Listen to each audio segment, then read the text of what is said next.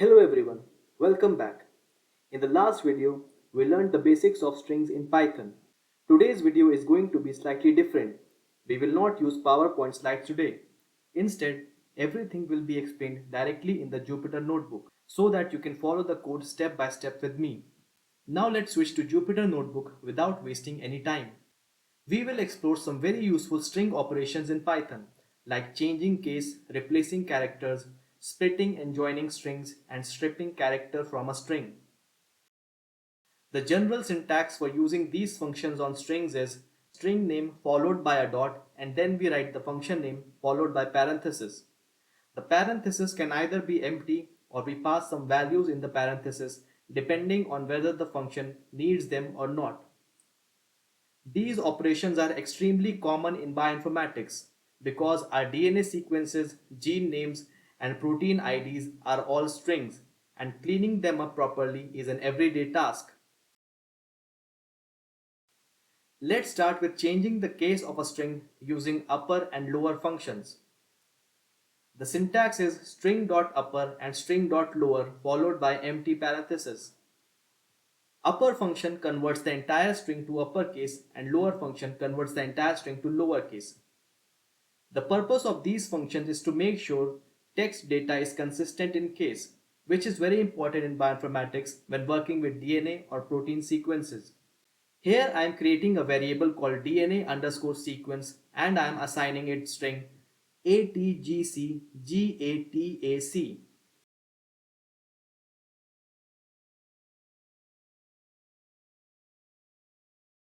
This is just a short DNA sequence written in lowercase, so we can demonstrate how to change its case. Now I'm typing print DNA underscore sequence dot upper.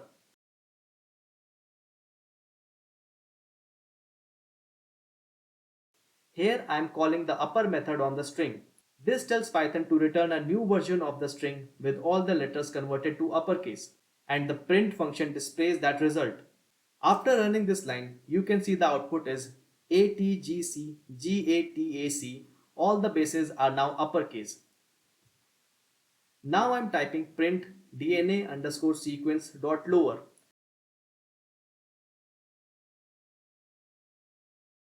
This returns a new lowercase version of the string, and again I'm using print to display it. Once I run this line, you can see the output is ATGCGATAC. Since the sequence was already lowercase, the result looks the same. In bioinformatics, case consistency is very important. For example, some FASTA files may have mixed uppercase and lowercase bases, but most analysis tools accept all uppercase sequences.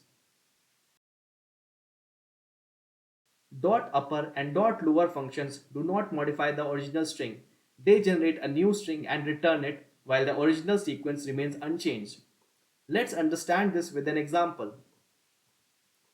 Here I am creating a new variable called upper underscore seq and I am assigning it the result of DNA underscore sequence dot upper. The important thing to remember here is that dot upper does not change the original string. Instead, it generates a brand new uppercase version and stores that in upper underscore seq variable. Now I'll type print upper underscore seq to actually see what's inside this new variable. Since upper underscore seq was created using dot upper function, we expect it to be in all uppercase letters.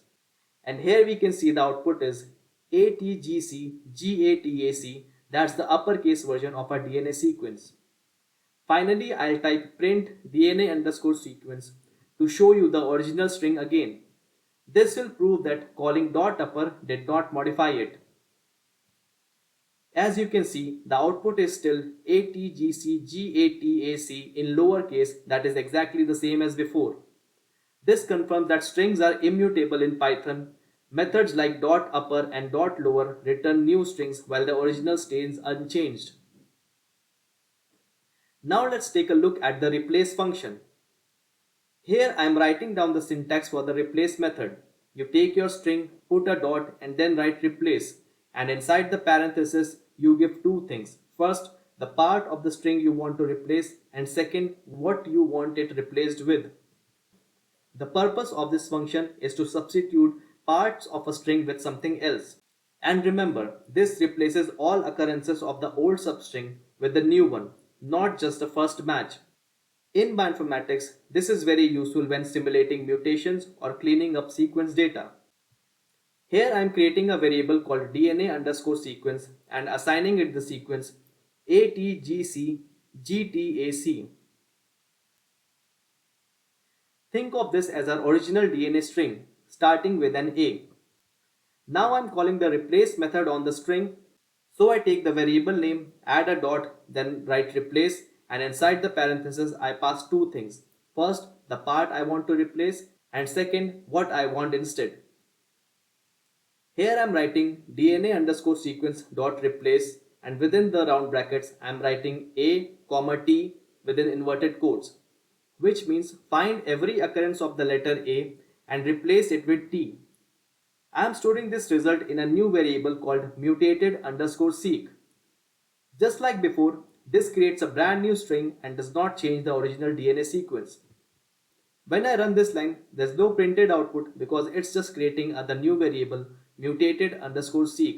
But in memory, Python has already built the modified string with A replaced by T.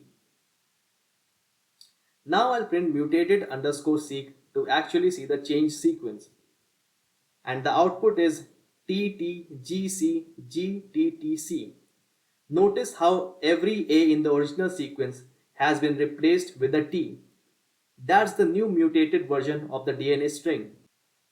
Finally, I'll print the original DNA underscore sequence variable to check whether it was modified.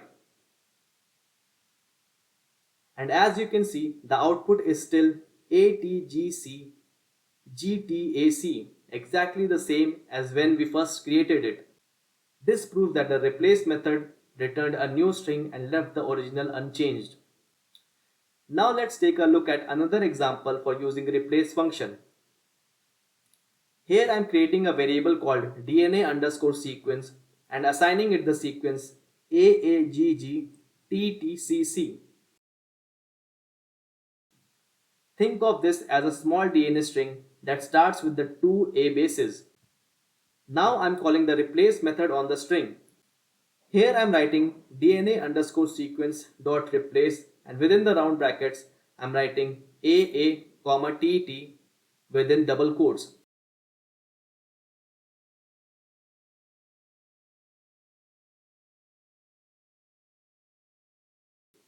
That means find every occurrence of the substring AA and replace it with TT. I am storing the result in a new variable called mute underscore 1. Remember, this does not modify DNA underscore sequence. It just creates a new string with the replacement applied. Now I'll print mute underscore 1 to see the change sequence, and the output is TTGGTTCC. That's the new sequence where the AA at the start has been replaced with TT. Finally, I'll print the original DNA underscore sequence to confirm whether it was modified. And as you can see, the output is still AAGGTTCC, exactly the same as when we created it. This proves that the replace method returns a new string and leaves the original unchanged.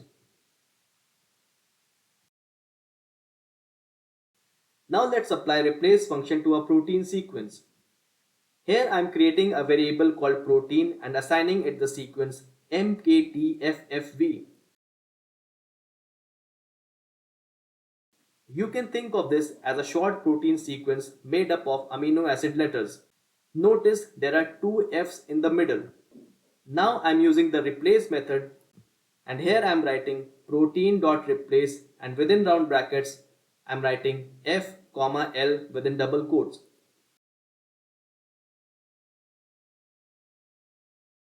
This tells Python find every F in the string and replace it with L. I am saving the result into a new variable called mute underscore 2. Just like before, this creates a new string. It does not modify the original protein variable. Now I'll print mute underscore 2 to see the modified protein sequence. And the output is MKTLLV. Both F's have been replaced by L's. so we get the mutated version of the protein string.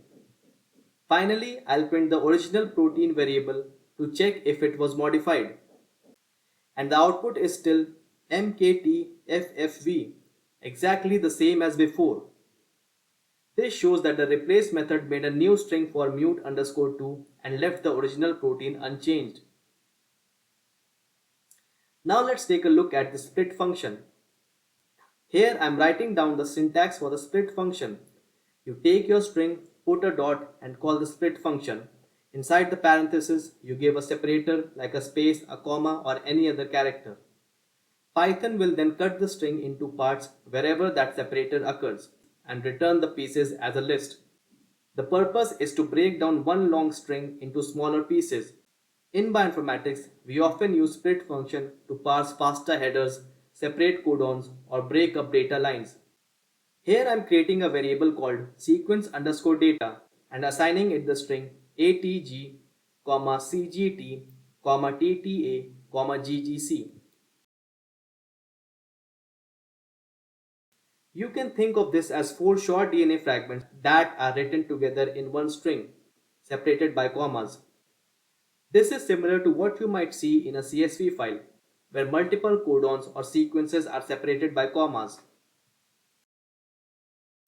Here I am calling sequence_data.split and within the round brackets I am passing comma within double quotes. This tells Python to cut the string wherever it finds a comma and return all the pieces as a list. I am saving the result in a new variable called fragments. A list is just another data type in Python. Don't worry about it too much for now. We will see that in detail in the next video. For now, just understand that the split function splits a string into a list of elements based on the separator. In a bioinformatics context, you can think of this like breaking up a long string of DNA fragments into smaller chunks so we can process them one by one. Now I'll print the variable fragments to see the result of the split. And the output is atg, cgt, tta and ggc. All of them are within square brackets. Notice how the original string has been broken into 4 separate fragments. Each piece is now its own string inside a list, which makes it easier to analyze or manipulate each fragment individually. Finally, I'll print the original sequence_data variable to check if splitting it has changed anything. And as you can see, the output is still atg, cgt, tta, ggc, exactly the same as when we started. That's because the split method doesn't modify the original string, it just returns a new list of pieces. Now let's take a look at another example using split function. Here I am creating a variable called gene_line and assigning it the string BRCA1 space TP53 space EGFR. This is just a short line containing 3 important gene names BRCA1, TP53 and EGFR. Notice that they are separated by spaces. Now I am using the split method. Here I am calling gene_line.split and within the round brackets I am passing space within double quotes.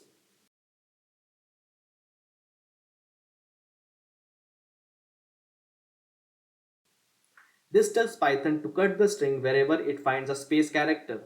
Each gene name will become a separate element in a list. I am storing the result in a new variable called genes. In a bioinformatics context, this is useful if you have a line of gene symbols and want to break them into individual entries for further analysis. Now I'll print the variable genes to see the result of the split. And the output is BRCA1, TP53 and EGFR. Each gene name is now a separate string inside a list. This makes it much easier to loop through them or look them up individually in a dataset. Finally, I'll print the original gene_line variable to check whether splitting it has changed anything. And as you can see, the output is still BRCA1 space T53 space EGFR, exactly the same as before. This shows that the split method returned a new list but left the original string unchanged. Now let's try to split a FASTA header. Here I am creating a variable called FASTA underscore header and assigning it the string sp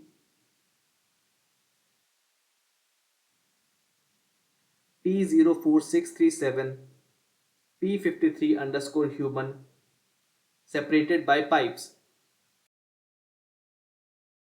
This looks like a FASTA header from a protein database.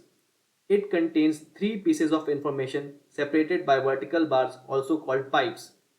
SP for Swiss prot, the accession number P04637 and the protein name P53 underscore human. Now I'm using the split method with the pipe symbol as the separator. So here I write FASTA underscore header dot split, and within the round brackets I am writing the pipe symbol inside double quotes.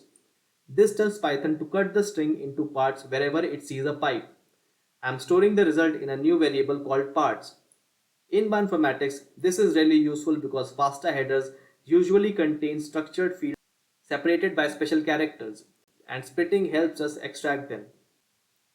Now I'll print the variable parts to see the result of splitting the FASTA header, and the output is sp, p04637, p53 underscore human. Now we can clearly see that three components separated into a list: the database code, the accession number, and the protein identifier. Finally, I'll print the original FASTA underscore header to check whether splitting it has changed anything or not. And as you can see, the output is still sp pipe p04637 pipe p53 underscore human. The original string has not been modified. The split function only produced a new list and left the original data untouched. Now let's take a look at the join function. The syntax is separator.join, and within the round brackets we pass the list of strings. That means you write the character or strings you want to place between the parts, for example a dash, a space or a comma, and then you put a dot and call join. Inside the parentheses you give the list of strings you want to combine. Python will then take all the items from that list and glue them together, putting your chosen separator in between each one. The purpose is to take many pieces of a string and join them into one. This is very handy in bioinformatics when we need to reconstruct DNA or protein sequences from smaller fragments. Here I am creating a variable called fragments and assigning it a list of short DNA fragments ATG, CGT, TTA, and GGC.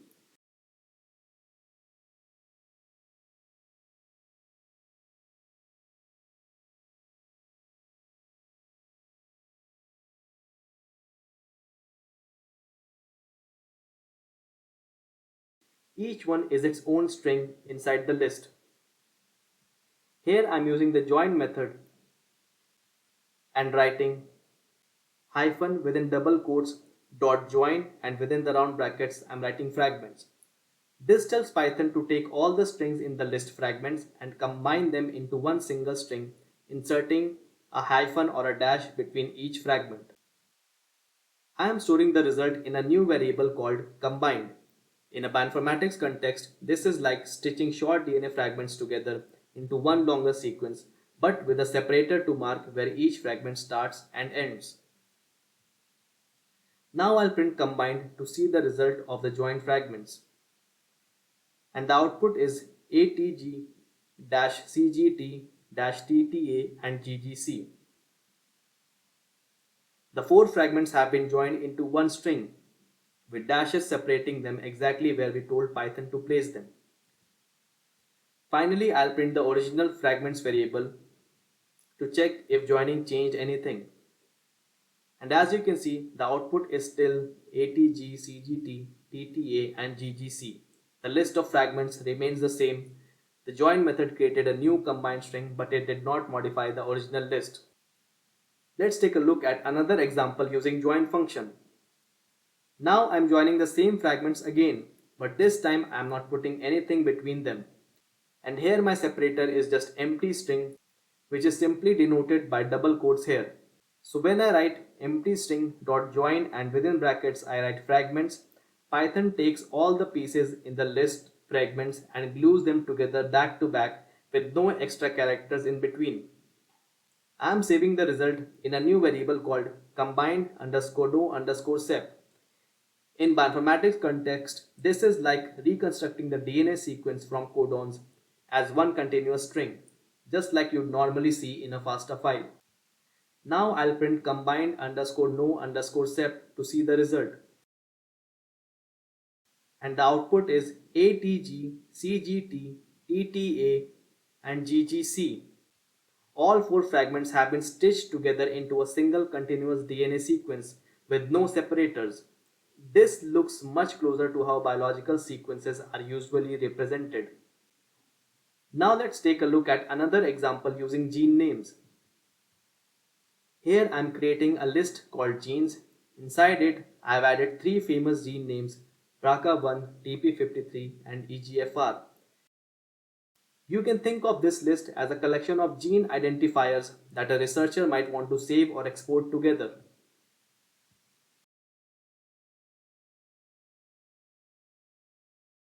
Now I am using the join method to combine all the genes into a single string.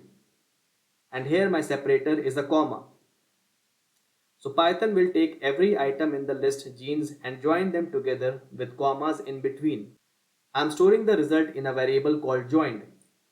This is very useful in bioinformatics because sometimes you need to export gene list into CSV files or share them in a single line of text. Now I'll print joined to see the combined string. The output is BRCA1, TP53, EGFR. You can see that all the genes are now in one line separated by commas. This looks just like a row in a CSV file. Finally, I'll print the original genes list to check it.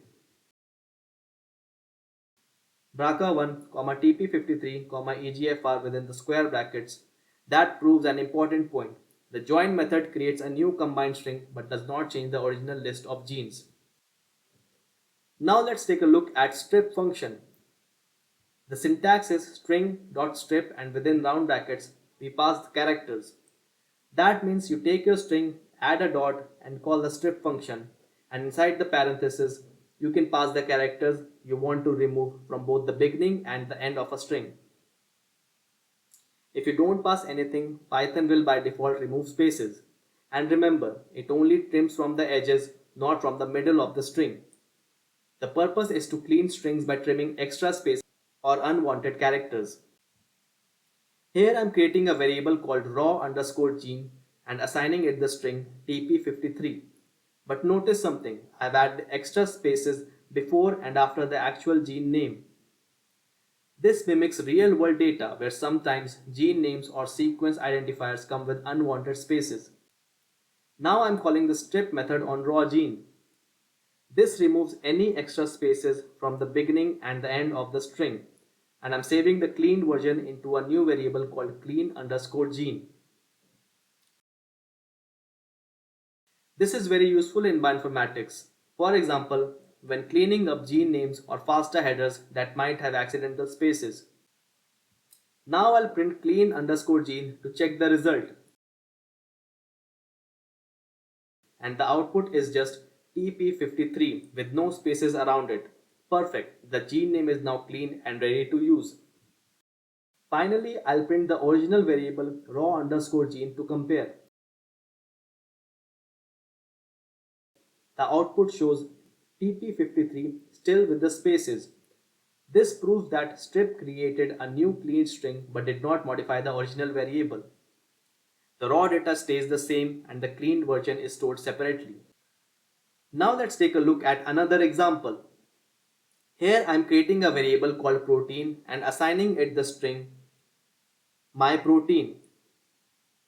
Notice that the actual protein sequence is myprotein, but I have added extra dashes at the beginning and at the end.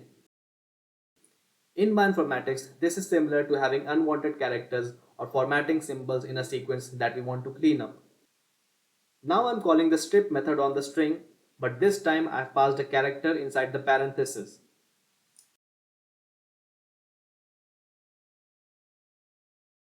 This tells Python remove all occurrences of the dash character from both the start and end of the string.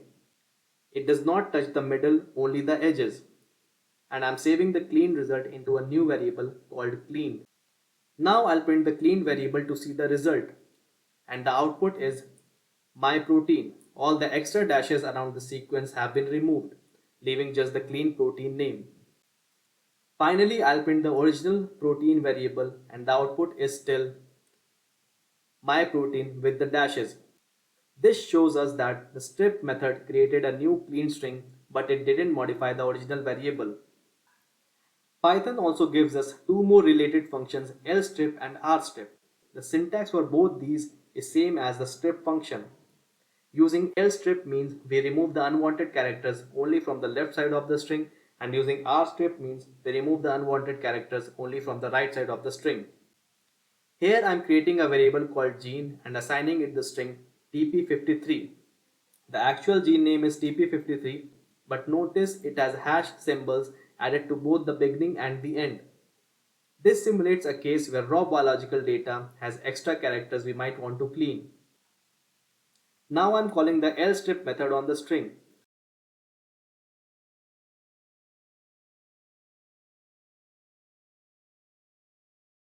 Here I passed hash inside the parenthesis. This tells Python to remove all hash symbols but only from the left side of the string. So it will strip the hashes from the start, but it will leave the ones on the right untouched. And I'm saving the result into a new variable called left underscore clean. Now I'll print left underscore clean to check the result, and the output is tp53 hash hash hash. You can see that the three hash symbols at the start are gone, but the three at the end are still there. That's the key difference. lstrip only cleans the left side of the string. Now let's do an example on rstrip function using the same gene variable. Now I'm using the rstrip method and passing hash, which means Python will remove all hash symbols but only from the right side of the string. So the three hashes at the end will be removed, but the ones at the beginning will stay. And I'm storing the cleaned version in a new variable called write underscore clean. Now I'll print write underscore clean to see the result. And the output is hash hash hash tp53. You can see the three hashes at the end are gone, but the ones at the start remain. That's the key idea. rstrip only cleans the right side of the string. Now let's talk about something very important, that is immutability of strings. The concept here is that strings in Python are immutable, which means once a string is created, you cannot change it directly. Here I am creating a variable called DNA and assigning it the string ATGC. You can think of this as a short DNA sequence with bases A, T, G and C. When I run this, nothing prints yet because the string is just stored inside the variable DNA. Now I am trying to change the first base in the DNA sequence by writing DNA 0 equals to G. Here DNA 0 refers to the first character in the string, which is A. So what I am telling Python is take the first character and replace it with G. But when I run this line, Python throws an error. Type error, str object does not support item assignment. This error means strings in Python are immutable, which is just a fancy way of saying once a string is created, you can't change its characters directly. You can only create a new string with the modification, but you cannot edit it in place. This means that if we still want to change the first character in a string, we will need to create a new string using operations like dot replace that we have seen earlier, or by using slicing. So if I want to mutate the first base, I can do this instead. Here again I am creating a variable called DNA and assigning it the string ATGC.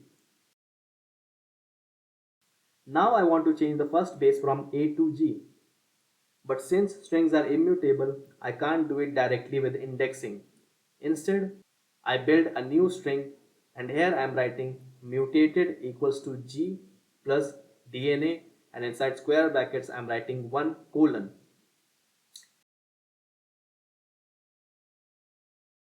DNA 1 and a colon means Take a slice of the string starting from index 1 till the very end of the string. So this includes everything except the first base, which is the string tcg, and then I put g in front of it. So the new string becomes g plus tgc, which results in gtgc, and I'm saving this in a new variable called mutated. Now I'll print the mutated variable to see the result, and the output is gtgc. You can see the first base has successfully changed from A to G. Finally, I'll print the original variable DNA, and the output is still ATGC.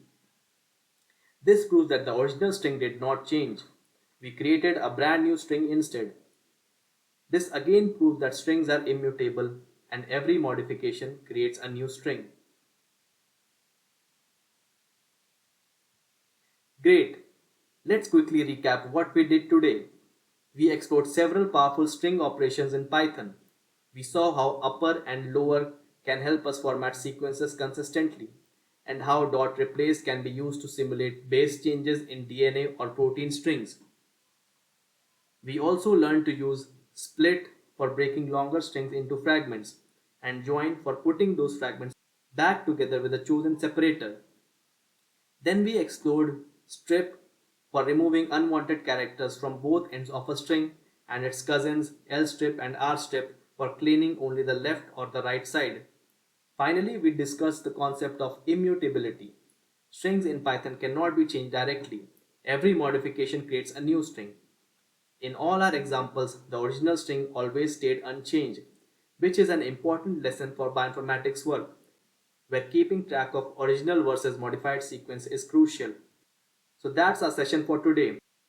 A strong foundation in string handling that we'll build upon in upcoming videos. Thank you so much for watching this video. If you found it helpful, please like the video, share it with your friends, and of course subscribe to the channel so you don't miss future lessons. In the next video, we'll look at another important Python data type, that is lists, which will help us organize multiple sequences or gene names together. See you in the next one.